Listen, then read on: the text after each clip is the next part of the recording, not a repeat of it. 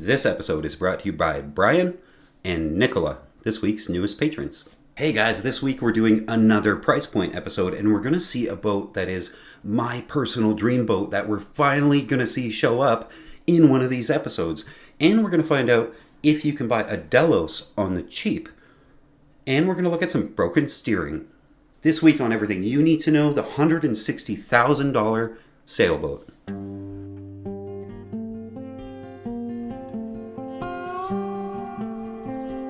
Hey guys, sorry I'm a bit late with this episode. It's been like 10 days since the last one, I think. And sometimes life just gets a little bit busy. But I spent some time working on Lady K now that she's out of the water for the winter because Canada. And I ripped out the steering quadrant. Check this thing out. It's a little dirty, but that's an aluminum steering quadrant. And if you guys remember from my episode in the spring, when I launched the boat, I had to do a whole bunch of steering work because I realized, I'll have to explain this, but the rudder shaft is a stainless steel pole that comes up through the floor at the back of the boat, through the bottom of the boat. And it comes through a little plastic sort of sleeve or plastic bearing, if you will, so that the water can't really get through because that is under the waterline. But nonetheless, even though a little bit of water will trickle through, you have to stop that from happening. So from that plastic sort of sleeve, there's a rubber tube that goes up, and at the top of the rubber tube is a stuffing box. So this is a stuffing box, and how it works is it goes onto the tube, and then in here you have this it's called flax cord, but it's basically like a shoelace coated in wax. So you stick it into a groove in this thing, and you can't see the groove because it currently has flax cord in it. And once it's in the groove, this guy bolts down on top of it, goes onto the top of the shaft, and bolts down. And the tighter you tighten the bolts, the more it squishes the flax cord. And you want it tight enough that water can't get in, but loose enough that the rudder can still turn back and forth and sort of float on this thing. This thing shouldn't move. The rudder post should turn back and forth, turning the rudder under the boat. And at the other end of this is the steering wheel, of course. The problem was this was seized on last spring. I noticed it after the boat was already in the water. So when you turn the steering wheel and it turns the rudder, it was turning the stuffing box and turning the rubber tube, twisting it back and forth. So ultimately it was going to fail. So to free it up, because I didn't want to take everything apart while the boat was in the water, I wasn't sure if it was going to just start spraying water into the hull. You can see, I don't know if the camera will focus, but there's a lot of bite marks on this thing. And the reason for that is me and a fellow yachty named John laid in the lazarettes at the back of Lady K with big pipe wrenches, I mean like 3-footers. And we both had propane torches, and we heated the snot out of this thing and then put our big pipe wrenches on it and got it to turn probably a 1/16 of an inch at a time. And it took hours, but we got it to finally free up. And I mean, we hit it with every penetrating oil that you can imagine. Finally, it freed up and it started free floating. So the rubber tube was very compromised by this point. We cut it off, we put a new rubber tube on, but I couldn't get it over the top. So I had to slit the rubber tube, put it on, glue it with some really, really strong stuff, and then wrap it with that stretchy rubber tape. And it was fine for the summer, but now that it's winter, I was going to take this off. So first you got to take off the quadrant, which is above this, and I got the quadrant off, but almost every bolt snapped, except one. But as you can see, the bolts are out now, and that's because this just got back from the machine shop. So this guy will be ready to go back on, but I have to order another one of these. Moving on, last week we left off talking about charter boats and why you may or may not want to buy one. So it only seems fitting that we start this week with one such boat, because this is one heck of a screaming deal right now if you're willing to go to the BVIs to pick this thing up. A lot of you guys that are shopping right now have been asking me what boat will give me all the space in the world, but it's still small enough that I can sail it short-handed, just me and the spouse. And I want it for under 200 grand, and this boat delivers. And by sailboat standards, this thing is basically brand new. This is the 4-year-old, ready-to-go 2018 Bavaria Cruiser 37. By all measures, this is just a very, very nice sailboat. Now, for you skeg hung rudder full keel cruiser folks, you'll have to give me a minute. We got to look at this thing first, because I know this isn't your vibe. This is by all accounts a production boat, but the comfort and speed of this thing is unreal for this price. This thing sports a 106% furling headsail, of course, which is obviously custom made to be that size, and a furling main, and they say in less than a minute you can go from bare poles to full canvas, and that's pretty cool. You also get a twin helm, so you have all this space in the cockpit. It's huge. And you can walk through the cockpit straight through to the fold down transom for easy access to go swimming or load provisions up from the dinghy. And this isn't just some stamped out floating condo of a hull either. This is a phar design, which would cost Bavaria a lot more to buy so that they can use it, because phar boats are known to be very, very fast and very agile. They're good race boats, but they're still roomy and easy to use. And by roomy, I mean this is a 12-foot beam, which is sort of small for a production boat, but it's 12 feet right at the back where you want it. Also on this boat, you get a full suite of very, very modern electronics, and it's all Garmin instruments, depth, wind, speed, and you get a Garmin chart plotter, which will save you some money after the purchase. And like we said last week, these mainstream charter companies maintain these boats meticulously because they simply can't afford to have any downtime on their charter fleet. Inside, you get that showroom style of boat with tons and tons of space. And in just a 12-foot beam, it's huge in here. And you can still fit in slips anywhere you might want to spend the night. And spending the night is going to be in comfort, because this isn't the chopped up into as many bedrooms as possible sort of charter version of a boat. This is the 2-stateroom with a single head that you probably want. She's heavy too, at over 15,000 pounds, and that's a lot for a production style boat that's only 37 feet, but again, this is a phar design boat, and they don't mess around. And all this translates into a really fast cruising boat that you can be very comfortable on. And I think what really sells this for 160 grand for me is how new it is. You also get no previous owners except the charter company, so the wiring and the plumbing and things like that, that's all going to be factory, which is amazing in a used boat. If you ever try to mess with the wiring on a multi-owner boat, you know exactly what I mean. Now, that's not to say that there aren't some downsides to this particular model. It needs more than 6 feet of water for the keel, and that's just a start. But it's because Bruce Phar doesn't tend to do gunk-holing, shallow water sailboats. He makes them very, very capable and fast, so it has to have some sort of a respectable fin keel. The mast isn't deck-stepped either, and the rudder doesn't have a skeg to protect it, but that's not what this boat is for. She is specifically designed and built to be a great Caribbean boat that can sail pretty briskly and get you hours of fun, but also be a place to settle in and call home when you get to the anchorage, which will usually be before everybody else. Next up, I want to talk to you guys about sort of Delos. I do a lot of consulting for folks that are boat shopping, and I'm often presented with scenarios like, here's what I want, here's what I can afford. And by the way, if you need a consult and you want to book an hour of my time, head on over to ladyksailing.com/consults. A few times now I've been asked, Tim, I want a boat that can safely cross the ocean. I want a skeg with a pretty beefy keel. I want the livable inside space of a 50-footer, but I also want performance. And I want an old traditional design like that, but I want all the modern amenities.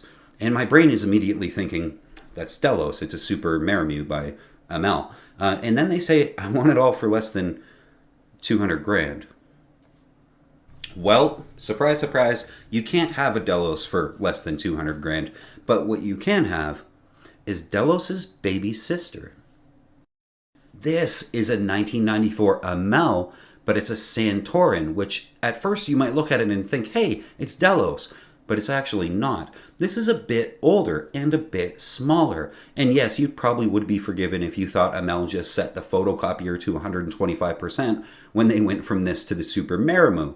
This 46-footer is very familiar looking to the Delos fans, and you get a lot of bang for your 165 grand here.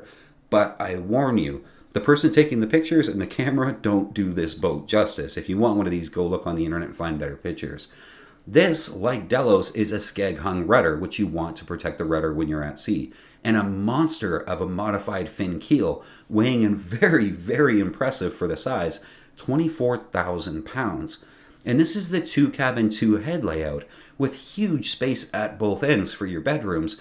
and huge space in the middle for the saloon, which is a really respectable size with a good galley. And it's a catch rig, which is what you want if you're crossing the ocean. And because Amel makes world cruising boats, she comes with some of the things that you'll want too, like 211 gallons of fresh water, 106 gallons of diesel to keep you moving, with that iron lung being a Perkins 50 horse down below. And everything about this boat is sturdy and well built, as it should be. Yachting Monthly called it rugged luxury. That's their quote, and I think you couldn't sum this boat up any better than that. Amel is famous as well for thinking everything through in great detail before they even start laying any glass into a mold. There are very few options when you go to buy one of these things brand new, because when they build it, it's pretty much as good as it can ever be. Particularly, they're very easy to shorthand sail with the center cockpit, with every line led aft for every sail, and a hydraulic autopilot that can handle just about anything almost as well as you can. You can basically put a full enclosure around the center cockpit and just sit there and relax and trim sails and let the boat do the work for you, rarely ever having to go up on deck or do anything else. Now the price they have for this one is $165,000, and that might even be a little bit steep because this boat clearly has seen a lot of miles, and I suspect just looking at the pictures, the survey is going to reveal a lot of areas where improvement is needed, but the bones are here. This is a fantastic boat. So should you buy one? Well, if you want an ocean crosser that is old world toughness with new world design, like that walk down transom and things like that, and you really have your heart set on Delos or a boat like Delos, but your wallet kind of thinks that's funny, then yes, maybe you should buy one. Lady K Sailing is brought to you by patrons, people who give a couple of bucks an episode to really make these videos possible. I couldn't do them without you. If you'd like to support the channel and help out, please consider becoming a patron. And speaking of a really classic, beautiful design with a modern twist, you guys are going to love this one. This is classic plastic in all its beauty. It's pretty much good as classic plastic gets. This, friends, is a Bristol 45.5, and it's the center cockpit. And it was built in 1983, but don't let the year fool you. She is fresh as a daisy with modern touches. This Ted Hood design sports a beast, an absolute monster of a full keel to keep you insanely safe and comfortable. This thing weighs 35,000 pounds, and that is amazing for the size of this boat. And as an added touch to help you get upwind a little bit better than that 5-foot draft keel can do, it comes with a secret weapon. Inside of that keel, you also get a swing keel to take the draft from a very Bahamas-friendly 5 feet all the way to 11 feet that you can use when you get out in the ocean. Now, we've talked about these full keel centerboard boats before, and they do have their pros and cons. There's the added complexity of having a keel extension that sort of moves around, and most owners say they never tend to use the centerboard. They just end up leaving it up all the time, and it might not be worth that added maintenance of taking care of all the mechanics behind it. Now, this Bristol has already done a circumnavigation, and from the pictures, I'd say she's ready for a second one. Now, I'm going to let the pictures do the talking here with this World Traveler, and I'm going to run you through some of the upgrades that she's had. This is ridiculous, the amount of money that's gone into this boat in the last 5 years. This year, a new first watch radar system and a new chart plotter matching it were installed. Also, a new VHF at the helm that has GPS built in. The centerboard was just removed and serviced, and all the hardware was replaced this year. Some of the running rigging was replaced at the same time, including main sheet, topping lift, Genoa sheets, halyards, all of that stuff. You'll also notice an in-mast furling, which has no business being on a boat from 1983.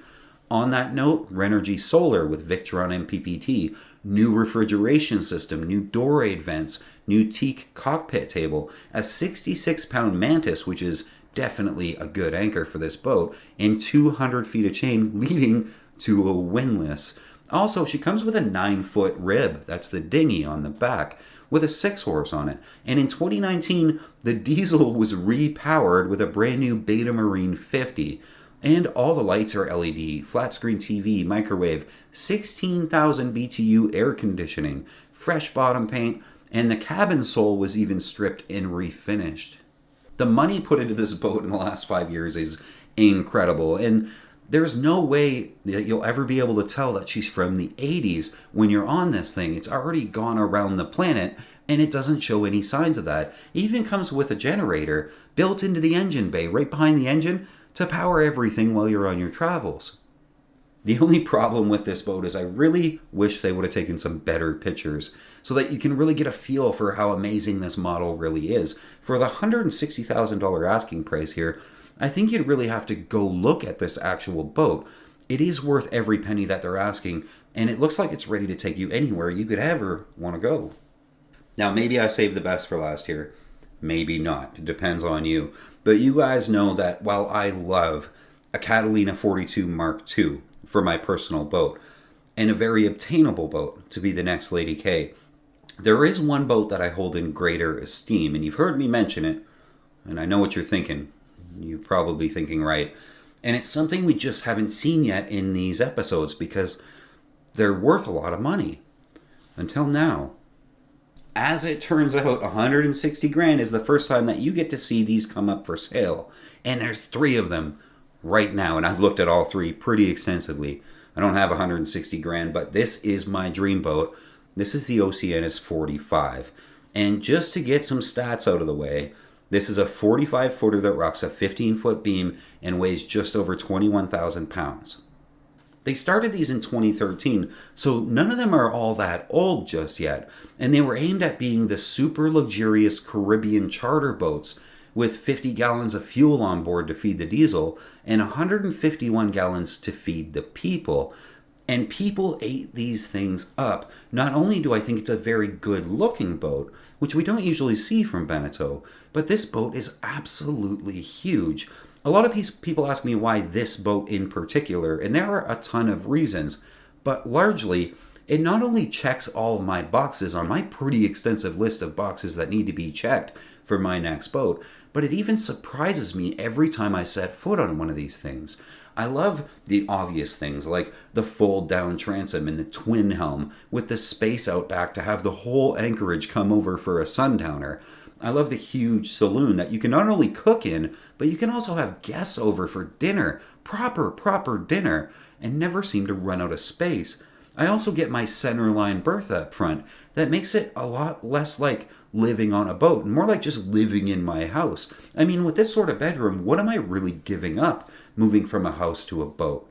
And everything inside, while yes, not being real teak and sort of IKEA, is absolutely beautiful. And not only is it all of these things, but it also sails like a champ. They go upwind very, very well, and you routinely see them making laps of the local race course, and they're very competitive with everything else out there. And you have room on the back for dinghy davits and solar panels and wind turbines. Now, while you can buy a 3-bedroom house right now for about $500,000, and I realize that's not a very good 3-bedroom house, knowing that though, you can buy this thing for 160 grand blows my mind. Heck, I'd buy 2 of them and just rent the second one out as a charter while I live on the first one. Forget the house. Now, this right here is why I've been called a Beneteau fanboy, but it's not about Beneteau for me. I don't like most of them, and I don't like the quality of a couple of them. The quality of the rest of them is fine. It's about this Beneteau, this one, the Oceanis 45. I think they really hit the Caribbean nail on the head with this perfect recipe for the darling of the modern cruising community. And as these things age, we're going to be able to pick them up cheaper and cheaper. That's it for this week, guys. If you enjoyed the episode, please do me a favor. If you could subscribe to the channel if you haven't already, and give this video a thumbs up. And if you don't mind, I'd love for you to leave me a comment on this video down below and let me know what is your favorite boat. Until then, keep the heavy side down, but not too far down, because then you'd be sinking, and that's not good. I'll see you guys next week.